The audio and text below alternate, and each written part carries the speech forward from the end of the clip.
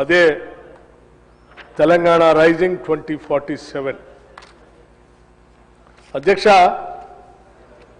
గత కొన్ని వారాలుగా పెట్టుబడిదారుల సదస్సుల్లో మరియు ప్రణాళిక బోర్డుల్లో ఈ దార్శనికత గురించి మాట్లాడే అవకాశం నాకు లభించింది. ఆర్థిక శాస్త్ర విద్యార్థిలాగా నేను ఉత్పాదక అంతరం గురించి మాట్లాడాను.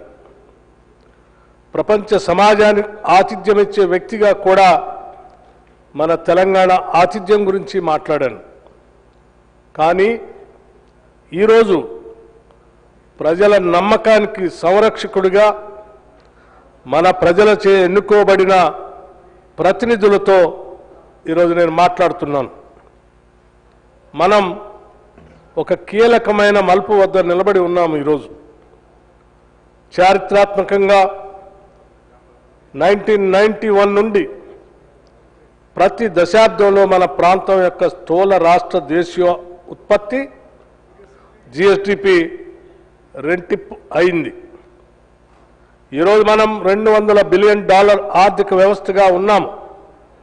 కానీ నన్ను వెంటాడుతున్న మరియు ఈ సభలోని ప్రతి సభ్యుడిని వెంటాడాల్సిన ప్రశ్న ఏమిటంటే, తర్వాత ఏం జరుగుతుంది? మనం ఏమి చేయకపోతే, మనం యథావిధిగా కొనసాగితే 2047 నాటికి మనం సహజంగానే $1.2 ట్రిలియన్ ఆర్థిక వ్యవస్థగా ఎదుగుతామని ఆర్థికవేత్తలు చెప్తా ఉన్నారు. అది గౌరవప్రదంగానే అనిపిస్తుంది. కానీ ఈ రాష్ట్రంలోని ప్రతి రైతుని, ప్రతి దళితుడిని, ప్రతి గిరిజనుని, ప్రతి మహిళని, ప్రతి పౌరుల్ని శ్రేయస్సులోకి తీసుకొని రావటానికి అది సరిపోదు. ఆ $1.2 ట్రిలియన్ సహజ వృద్ధికి మరియు మనం ఆశించే $3 ట్రిలియన్ గమ్యానికి మధ్య ఉన్న అంతరాన్ని పూడ్చడానికి మనం గతం నుండి ఒక నిర్మాణాత్మక విరామం అవసరం. ఈ పత్రం ఆ విరామం యొక్క విధానాలని వివరిస్తుంది. ఆశయం యొక్క గణితం సార్, ఈ దార్శనికత స్థూల వృద్ధి నమూనా యొక్క కఠినమైన సూత్రాలపై ఆధారపడి ఉంది. ఈ లక్ష్యాన్ని సాధించడానికి మనం కేవలం ఎక్కువ మంది కార్మికులను చేర్చితే సరిపోదనేది చెప్తుంది. మనకు ఒక ఉత్పాదకత షాక్ అవసరం. మేము ఒక కఠినమైన లక్ష్యాన్ని నిర్దేశించుకున్నాం.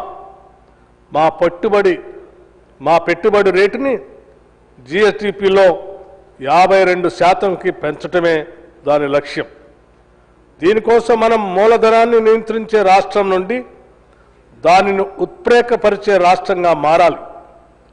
దేశీయ పొదుపులు, విదేశీ ప్రత్యక్ష పెట్టుబడులు మరియు మొదటిసారిగా మా స్టార్టప్ల కోసం ఆవిష్కరణలోని నష్టాన్ని తగ్గించడానికి ఒక ప్రత్యేక ఫండ్ ఆఫ్ ఫండ్స్ మిశ్రమం ద్వారా మేము దీనిని సమీకరిస్తున్నాం. ఒక కొత్త ప్రాదేశిక ఒప్పందం క్యూర్ ప్యూర్ రేర్. చాలా కాలంగా భారతదేశంలో అభివృద్ధి అంటే నిర్లక్ష్య సముద్రంలో శ్రేష్టత ద్వీపాలు అని అర్థం. హైదరాబాద్ అభివృద్ధి చెందుతుండగా మారుమూల జిల్లాలు పైనుండి కిందికి వచ్చే ఆర్థిక ప్రయోజనాల కోసం ఎదురుచూడటం మనం చూస్తూ ఉన్నాం. ఈ పత్రం ఆ నమూనాను మార్పు చేస్తుందని చెప్పడానికి సంతోషిస్తూ ఉన్నాను. మేము రాష్ట్రానికి క్రొత్త ప్రాదేశిక భౌగోళిక శాస్త్రాన్ని పరిచయం చేస్తున్నాం. CURE core urban region economy ORR లోపల మేము నికర జీరో సేవల ఆధారిత మహానగరాన్ని నిర్మిస్తాం. PURE peri urban region economy ORR మరియు రీజనల్ రింగ్ రోడ్ మధ్య మేము తయారీ ఇంజిన్ని నిర్మిస్తాం. ఇక్కడే కర్మాగారాలు, లాజిస్టిక్స్ హబ్లు మరియు బ్లూ కాలర్ ఉద్యోగాలు వృద్ధి చెందుతాయి. ఇక్కడ దాదాపు 30,000 ఎకరాల అద్భుతమైన భారత్ ఫ్యూచర్ సిటీ. ఇది ఆర్టిఫిషియల్ ఇంటెలిజెన్స్ నగరం మరియు ఆరోగ్య నగరాన్ని కలిగి ఉంటుంది. Rare rural agri reason economy, regional ring road దాటి వ్యవసాయాన్ని జీవనాధార కార్యకలాపంగా పరిగణించడం మానేస్తాం. మేము దానిని అధిక విలువైన బయో ఎకానమీగా పరిగణిస్తాం. ఆహార ప్రాసెసింగ్ మరియు పర్యావరణ పర్యాటక రంగంపై దృష్టి సారిస్తాం. మా వాగ్దానం చాలా సులభం.